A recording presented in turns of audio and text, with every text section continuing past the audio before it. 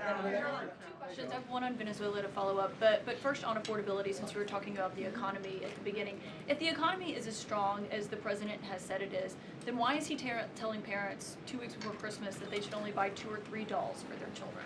Look, what the president is saying is that if we want products made right here in America, if we want them to be made from American small businesses, which is a large part of the reason the president has effectively implemented tariffs, then we're going to have better quality products right here in the United States. Maybe you'll pay $1 or $2 more, but you will get better quality and you'll be supporting your fellow Americans by buying American, and that's what the president was saying. Again, with respect to affordability, every economic metric, Kaitlan, and I wish you would report more on it, does in fact show that the economy is getting better and brighter than where it was under the previous administration. I will repeat, inflation as measured by the overall CPI has slowed to an average 2.5% pace. Real wages are increasing, roughly $1,200 for the average worker. Gas prices are down in almost every single state across the country. Again, in 22 states, it's below $2.75. You look at the tax cuts, those are going to go into effect next year. So the best is yet to come.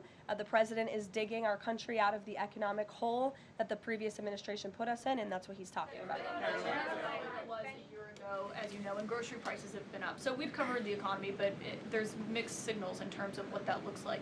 But on inflation is down from where it was. As measured by the overall CPI, it has slowed to an average 2.5% pace. This is down from what the president inherited. The president inherited 2.9% in January. Today it's at about 2.5%. So we're trending in the right direction with more to come. And I would remind you, when President Trump left office in his first term, inflation was 1.7%. And the previous administration jacked it up to a record high 9%. So again, in 10 months, the president has clawed us out of this hole. He's kept it low at 2.5%, and we believe that number is going to continue to decline, especially as energy and oil prices continue to decline as well. It wasn't high under Biden. They're just saying it's not. Well, nobody reported on it being high under Biden. My predecessor was standing at this podium, but now you want to ask me a lot of questions about it, which I'm happy to answer. But I will just add, there's a lot more scrutiny on this issue from this press corps than there was.